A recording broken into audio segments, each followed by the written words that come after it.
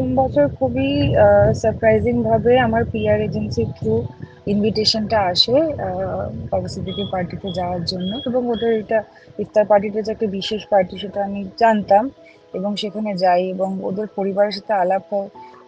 মানে কি বলবো, একটা অন্যরকম কানেকশন তৈরি হয়েছে, স্পেশালি বাবা সিদ্দিকীর মেয়ে আরশিয়ার সাথে। আরশিয়া আমার খুবই ভালো বন্ধু হয়ে যায় এবং আমার খুবই ভালো বন্ধু, এবং জিশান আরশিয়া দুজনকেই আমি খুব ভালোবাসি, ওরা দুজনেই খুব ভালো ছেলে মেয়ে। আরশিয়া স্পেশালি, ও আমার ফাটাফাটি স্ক্রিনিং এও এসেছিল বোম্বেতে, আমার ফাটাফাটি সাকসেসে কেক পাঠিয়েছে। মানে আমাদের অন্যরকমই বন্ধুত্ব, মানে সেটা এই ইন্ডাস্ট্রি এই সমস্ত কিছুর ঊর্ধ্বে। মানে আমরা রীতিমতো বসে মানে কি বলবো, জীবনে বয়ফ্রেন্ড সমস্ত কিছু নিয়ে গল্প করি সেরকম। ও খুব ভালো মেয়ে, ও ডাক্তার।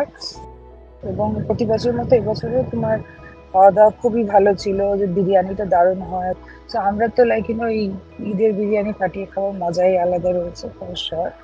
অ্যান্ড সত্যি কথা বলতে কি মানে আহ, এত রকম নানান রকমের তারকারা, তারপর হচ্ছে নানান রকম ইনফ্লুয়েন্সিয়াল লোকজন, তোমার দেখে সবাইকে এক জায়গায় একসাথে নিচ্ছে, সবাই আনন্দ করছে, খাওয়া দাওয়া করছে, মানে একদম কি বলবো মিলেমিশে। কোনো রকম মানে এখানে তো কোনো রকম তোমার ভেতরে ভেতরে মানে একবার বাইরে রেড কার্পেটটা হয়ে গেলে তো আর ভেতরে কোনো প্রেসের ব্যাপার নেই। তো সেটা দেখে খুব ভালোই লাগে, খুব মানে আন্তরিকতা সবার মধ্যে, যে গল্প করছে আলোচনা করছে সবাই সবাইকে দেখে একগাল হাসা, ঠিক আছে, এগিয়ে এসে গল্প করা। এবছরের পার্টিতে তোমার সালমান খান এসেছিল, শিল্পা শেঠি এসেছিল ওর বোন আর বরের সাথে।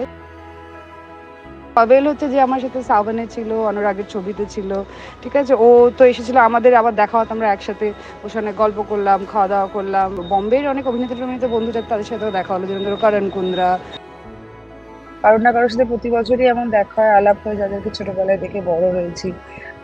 গত বছর যেরকম প্রিটিজেন্টার সাথে অনেক গল্প করেছিলাম, দেখা হয়েছিল, এবং দেখে আমার একদম খুবই মনটা ভরে গেছিল, যে ওকে যেরকম ছবিতে দেখি চনমনে মিষ্টি ঠিক সেই রকমই ছিল। হ্যাঁ, এবছরও ধরো লেকিন আমি ছোটবেলায় আমরা খুব বোনেরা মিলে কসৌটি জিন্দেগিকে দেখতাম। তো ইয়ে এসেছিল ওই শ্বেতা তিওয়ারি, ওর মেয়েকে নিয়ে এত হাসি মুখী, মানে হাসি হাসি খুশি সুইট, মানে মহিলা কত কিছু থ্রু গেছে জীবনে, কিন্তু এত সুন্দর ব্যবহার, এত সুন্দর তার প্রেজেন্স, সত্যি মনটা ভরে যায়। এবং এই যে ধরো পাভেল শাইনি ওদের সাথে দেখা হওয়া, এবং তখন ভালো লাগে, মনে হয় যে তখন ফিল্ম ইন্ডাস্ট্রিটা একটাই সারা দেশে, মানে আমরা ভারতীয় সিনেমা, আমরা আলাদা করে বাংলা হিন্দি সাউথ ওই রকম ডিসক্রিমিনেশন নেই।